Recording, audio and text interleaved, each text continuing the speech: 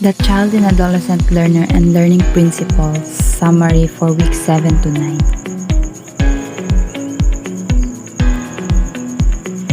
In Week 7, our topic is all about Kohlberg's theory of moral development. Lawrence Kohlberg, 1927 to 1987, a psychologist who was born in Bronxville, New York, taught for many years at Harvard. He was an American psychologist best known for his theory of stages of moral development. He served as a professor in the psychology department at the University of Chicago and at the Graduate School of Education at Harvard University.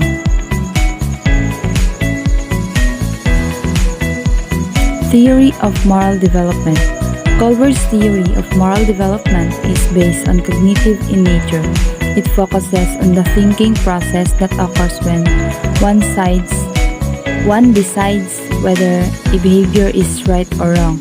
Thus, the theoretical emphasis is on how one decides to respond to a moral dilemma, not what one decides or what one actually does. In pre-conventional reasoning, moral reasoning directed initially by the expectation of punishment from external sources and later by an interest in personal reward. Conventional reasoning, initially to get approval and later in response to law and a sense of duty. And post-conventional reasoning, moral reasoning guided by community versus individual rights and later by universal principles of ethics. In summary of Kohlberg's theory of moral development, there are 3 levels and 6 stages.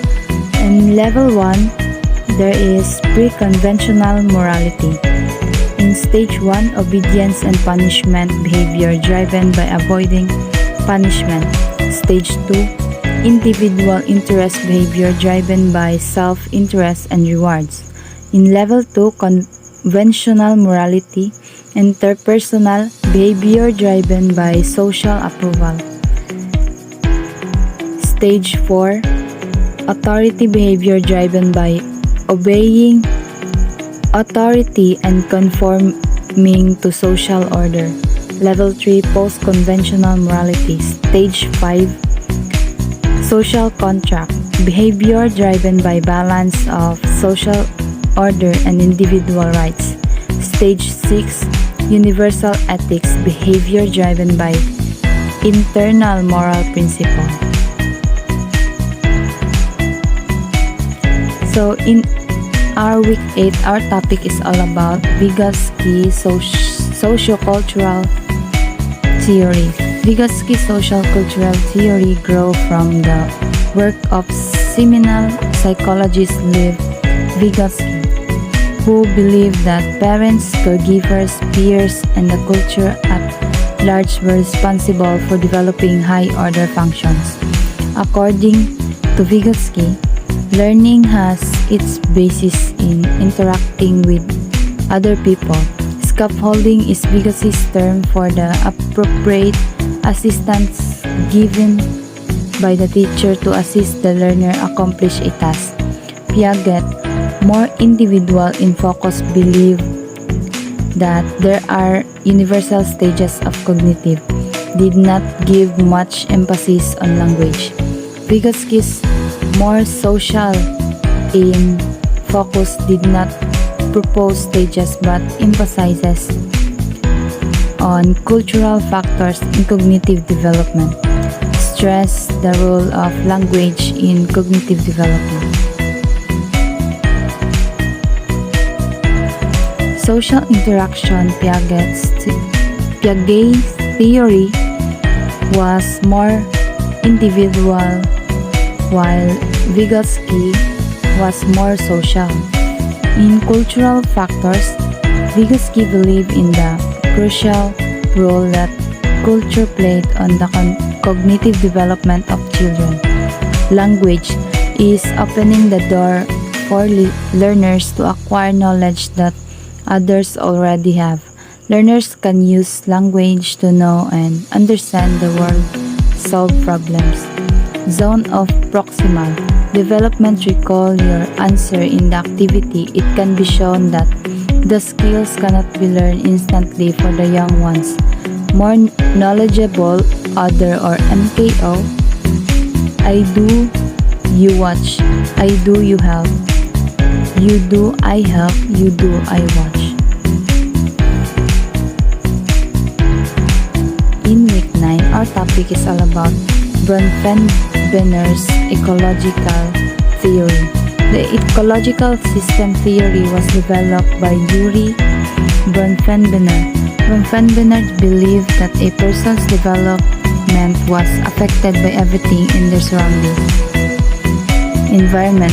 He divided the person's environment into 5 different levels: the microsystem, the mesosystem, the exosystem, the macrosystem, and the chronosystem.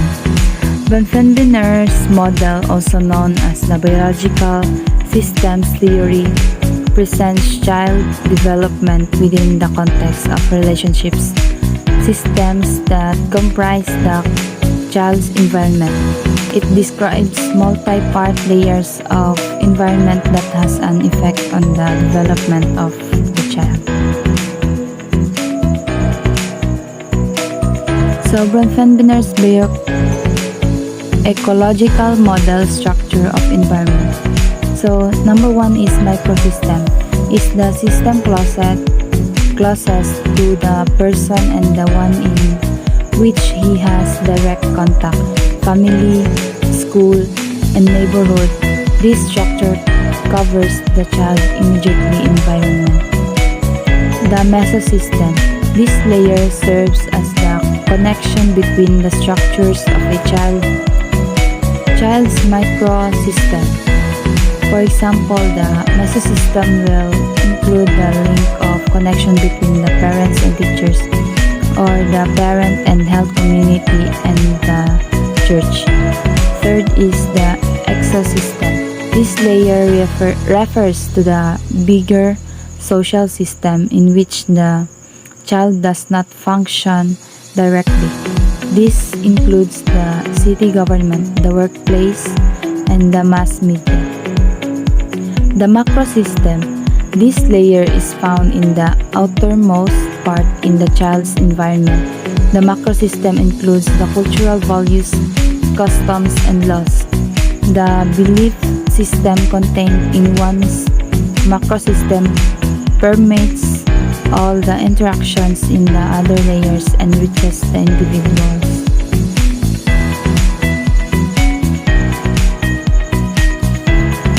So the role of schools and teachers.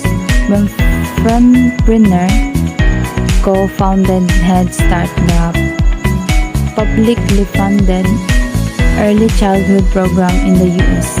He concluded that the instability and unpredictability of family life is the most destructive force to a child's development. Researchers tell us what absence or lack of children's constant mutual interaction with important adults has negative effects on their environment.